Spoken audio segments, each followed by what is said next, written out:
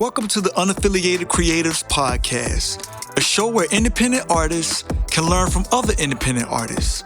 My name is kaeveryday, and each week I will be speaking with some of the most creative minds in the indie music space, trying to figure out what they have learned while navigating through the music industry without the support of major record labels.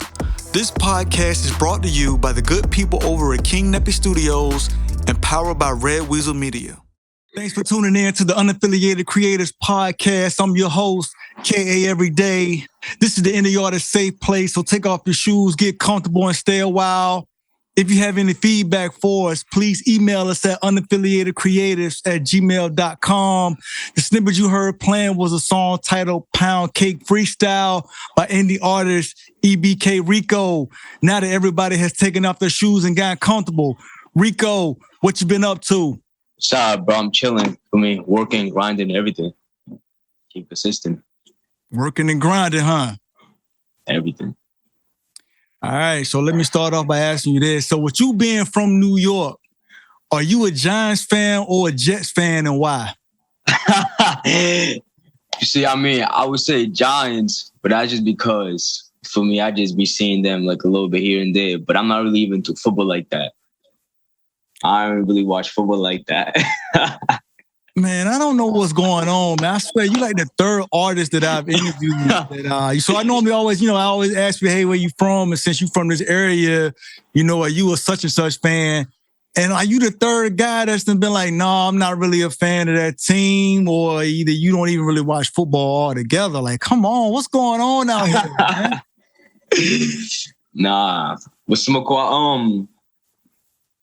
I was born and I grew up in Colombia. So in the Latin Spanish country, mostly it was soccer here and there. So watch soccer most of the time. But I don't really watch football like that. So you a soccer fan, what you telling me. So you like the football, but you like the other football. Yeah. Okay, I got you. And you know what? Maybe that's just my bad, man. Maybe I should stop assuming that all guys like football, right? So that's probably my bad. But anyway, all right. So tell us something about yourself that most people don't know already. I don't even know. What is there to say? Hey, man, I wasn't trying to give you a hard question. I guess the whole premise of this question is, obviously, you're a music artist. You record music and stuff, but that don't consume you. Like, that's not all that defines who you are as a person. So I was just asking, just a general, like, hey, man, tell us something, so people can feel like they're getting to know you a little more than just, hey, man, go listen to my music. What's more cool? I'll be recording. I'll be a fake videographer here and there for me, recording some videos for the guys and stuff like that. Hey, I appreciate you saying that, man. I actually got a question about that, and we're gonna get into that a little later. So I saw a video of you where you was taking a helicopter ride over New York City a few months back. So can you talk to us about that experience and why you decided to do that? It was an amazing experience. I went 2 days in a row because that's how amazing it was. It was good, but it was way too cold that day. So I was there, how it'd be cold, and I don't know if you ever gone car riding fast, then hop out the window and stuff like that, and your eyes be, quote unquote crying. Yeah, that's how it felt. I don't know why, but it was way too cold. It was a great experience. Being able to see the whole city from a big point of view.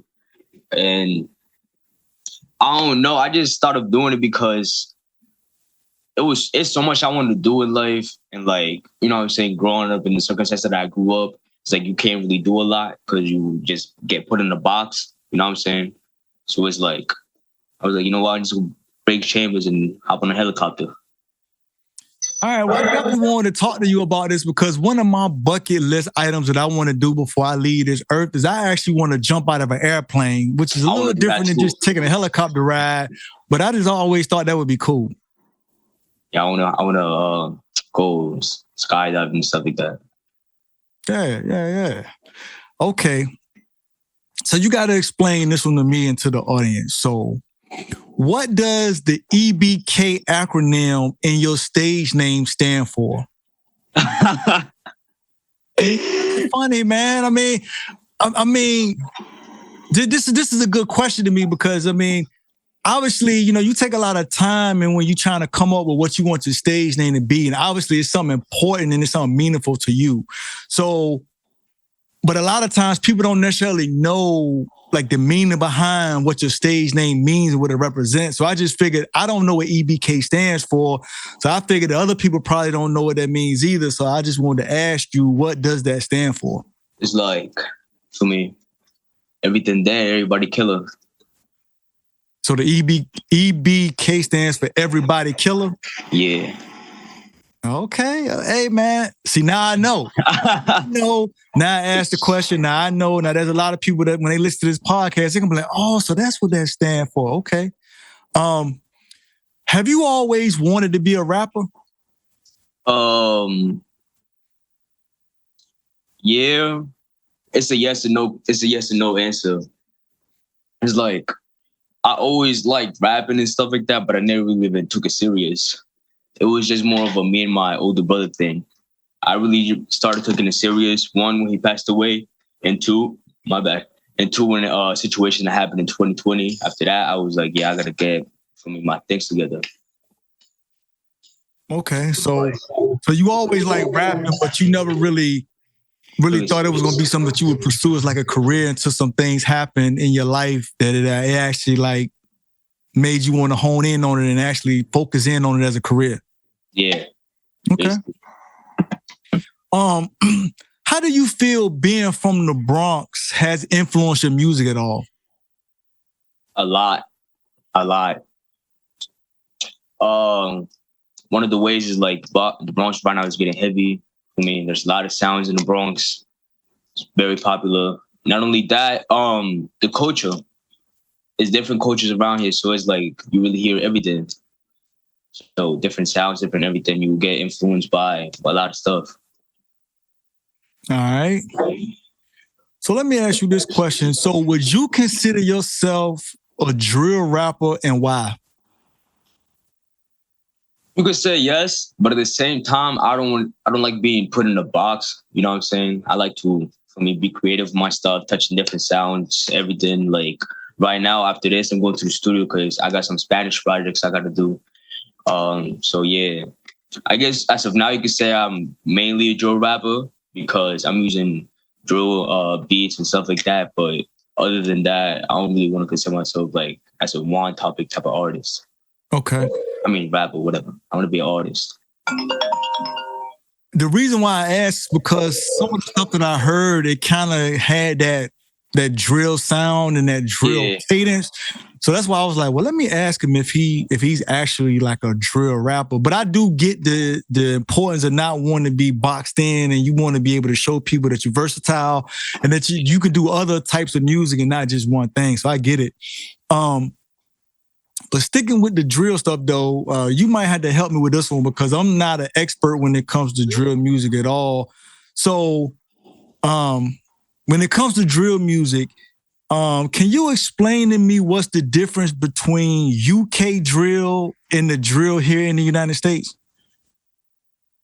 I mean, one, the lingo, that's very one.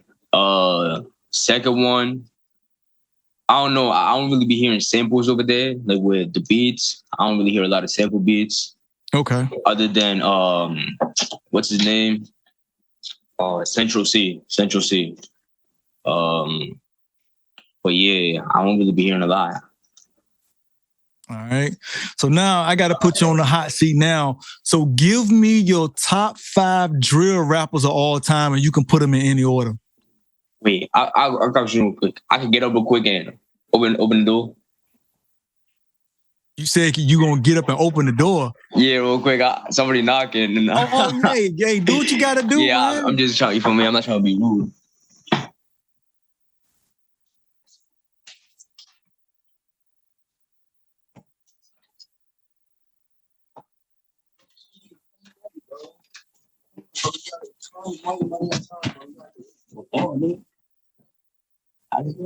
It's okay. Oh, Okay. my Well, boy Trish look, right here. just because you had to get up and answer the door don't mean that I'm gonna let you off this hot seat. So again, give me your top 5 drill rappers of all time, and you can put them in any order. All time. Number 1, Chef G, early Chef G. Chef G and Sleepy, like the duo, right? 2,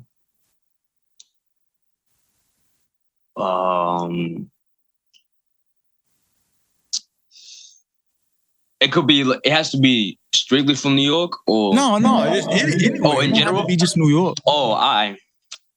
Hervo, G Hervo, early G Hervo. By the time I get there, be ready to go to the studio. I bet. Vaughn. Who else? Has to be right there.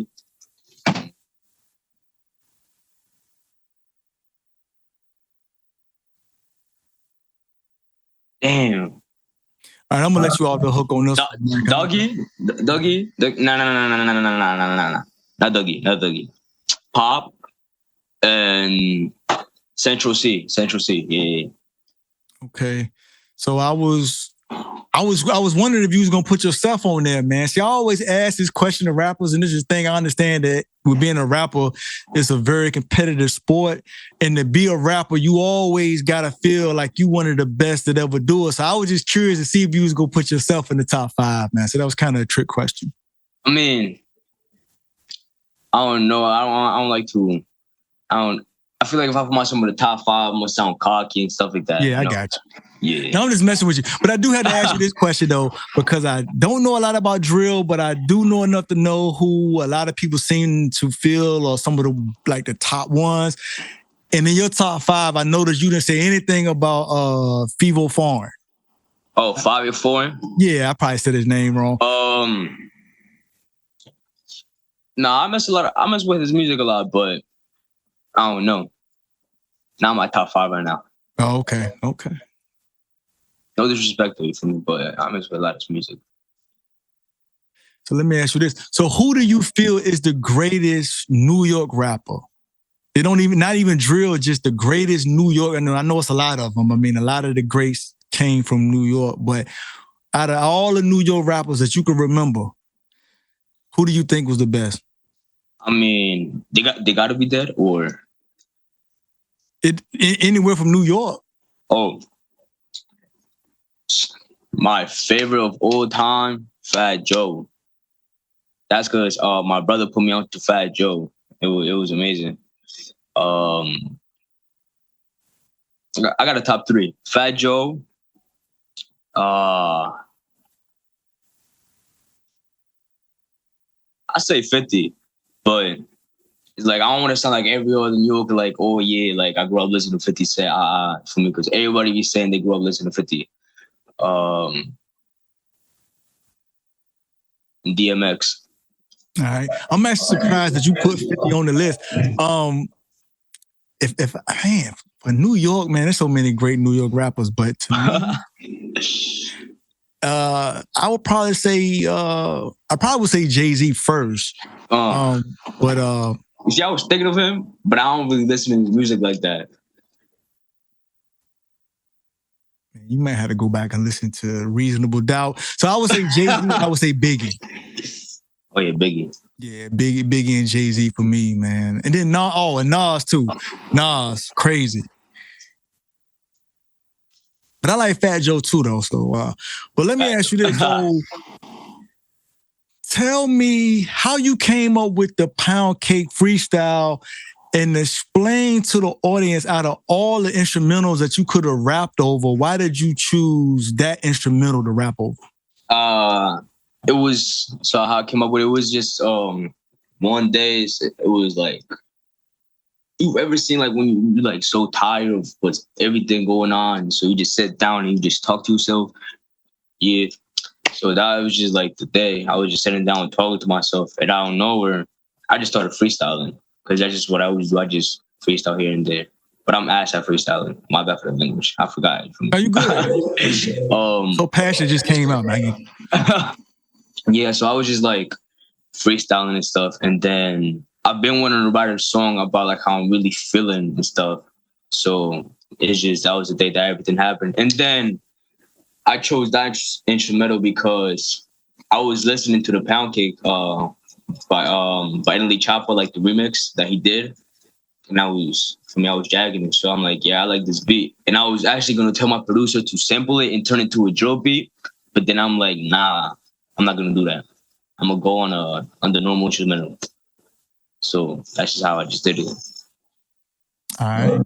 So from doing a little research on you, man, I see that you also are a cameraman. So could you share with the audience one of the craziest moments, and can you share with us maybe some people that you've met since you've been a photographer and a videographer? A crazy one was we was doing a shoot, and we was in the train tracks. Well, it was like the train thing for me. And then I was just shooting for them. And then one of the guys from the music video, he fell into the train track. And yeah, I don't know how he was gonna get up. That was just dumb funny. Some people that I've met, AMV Boogie, Flocks himself.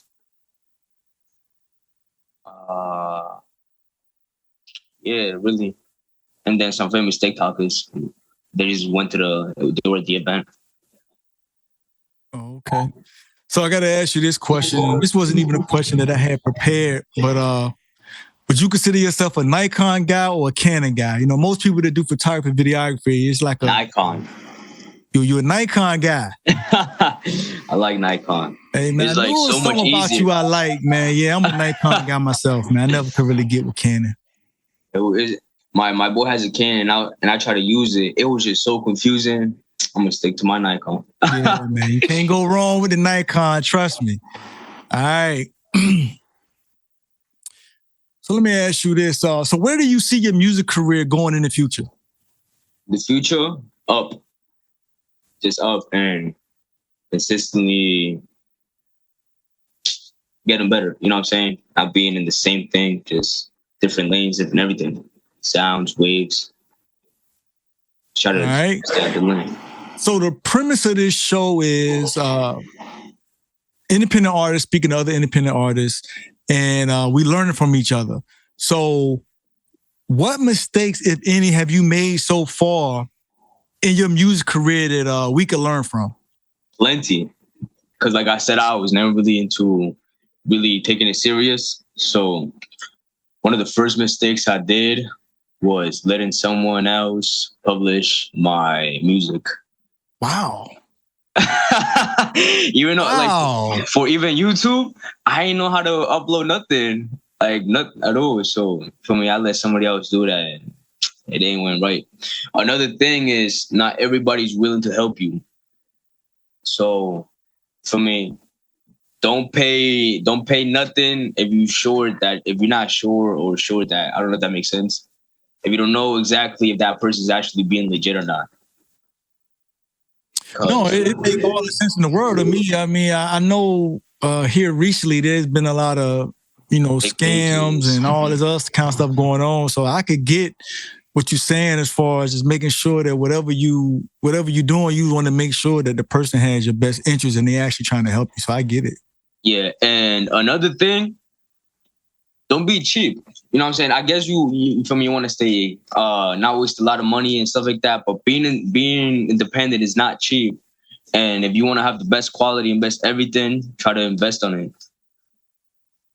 I mean, it's like difference with a $15 microphone to go into an actual studio. You just can't be cheap being independent. That was one of the mistakes I did, being cheap at first.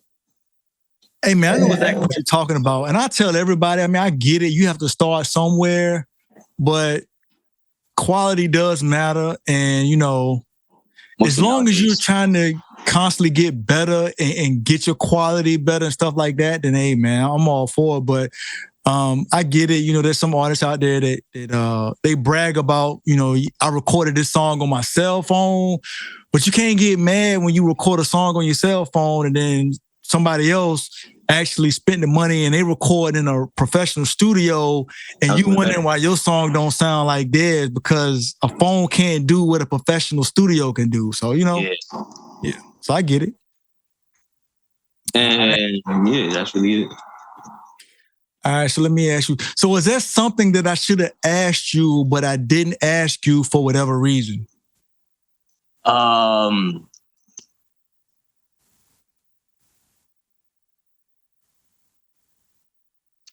Oh, I don't know if you noticed, I just dropped a project. I don't know why you didn't ask me. Hey, well, obviously this is time when you hey, tell us about it, man. Like tell us about the project. Or like the music videos or anything. Oh, the project. Well, the projects have been on the works for like a whole year. It was I don't know why it took so long. Well, part of it was I took a break from music because I just had to, you know what I'm saying, reconnect with myself and like actually reconnect why I started doing music because I feel like I was getting bored, you know what I'm saying, hearing the same thing and stuff. So I just had to reconnect with myself. And yeah, it's a 5-project EP. I just recorded. I mean, the first music video that I recorded for the EP was Back to Back, which is popular, is really popping. Another music video that I just recorded was the Everything Dead. That's on the thing. And then next weekend, I think I'm gonna record Last Response. I'm just trying to get a lot of visuals out there because nowadays visuals is really what counts and like really makes things work and happen. Well, I guess it don't hurt that you're a cameraman and a videographer, so you know what I'm saying. You shouldn't have no problem with that. But yeah. I gotta tell you, man, I know where you coming from when you was talking about sometimes you just gotta take a break and reconnect because I'm the same way, man. To be honest with you, I haven't actually recorded because I'm an independent artist myself, and I actually haven't recorded any new music in a while because I don't know if saying getting bored with it is the right term, but it's like. Something has to come along and inspire you to want to. Yeah, it's like you loosen it. Huh? It's like you loosen the love for it, like the energy to even do it. Because that's how I was feeling. Yeah, it's a little bit of that. And to me, I guess it's just a little bit of, at some point, man, when everything just kind of starts sounding the same, it's just kind of like, man, do I want to make another one? You know, you know what I'm talking? Yeah, I know what I'm talking about because you actually got songs where you switching it up and you doing other stuff, and that's cool, that's fun. But to just make another, you know, song and it sound just like the next, you know, I don't know. Maybe it's just me, but I'm getting to the point now that whenever I get back to recording, I think I'm gonna start recording EDM music. EDM what? I'm gonna start recording EDM music. You probably like, what is that? Like the electric dance music, like you know, like a lot, like the kind of music where you be hearing people with like a lot of times it's associated with like when people be going to raves and stuff, like that dance. Yeah, I know what's up. I know. Yeah, I feel like I know what's up. Because to me it's just different, and you don't see everybody trying to do that. You know, everybody making R&B songs because I'm a singer first, so everybody making R&B songs. You know, everybody doing the auto-tune thing, and it's cool. But at some point, you're like, man, do I want to keep just? Yeah, I was trying to take the same thing. I was trying to sing, but oh, you said you was trying to sing? Yeah, I was trying to sing. Why not? Everybody else doing it. Yeah, but it's like everybody, but not everybody can do it. You know what I'm saying? It's like I can't just hop in the booth. And yeah, there's auto-tune that can help you out, but it's like. You gotta be self-aware of like what sounds good and what not, and what doesn't. You know what I'm saying? And I know that doesn't sound good. Even if I try, I mean, I guess throughout the future, if I practice and take it really serious, I guess I could sing, but I can't sing. I actually made a podcast about this particular subject, and I'm just gonna give you a little tip, man. Since we're talking about, I'm gonna be honest with you. The more that you actually try to sing, and I know this probably sounds crazy, but when it comes to the auto-tune, like me.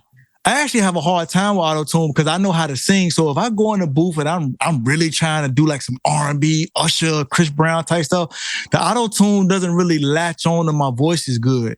So you almost kind of got to figure out how to go in and manipulate your voice to a way where the auto-tune will latch on to your vocals better. So don't even get caught up in really trying to sing. Just go in there and just, go with the flow. It's all about doing just enough to where the auto-tune will latch on to what you're doing. That's what make it sound good. Yeah, because I was just recently in the studio trying to do what's that song called? Sure Thing by Miguel. Oh, you see that song? So you see that song wouldn't work because it's too much. That's like too much singing.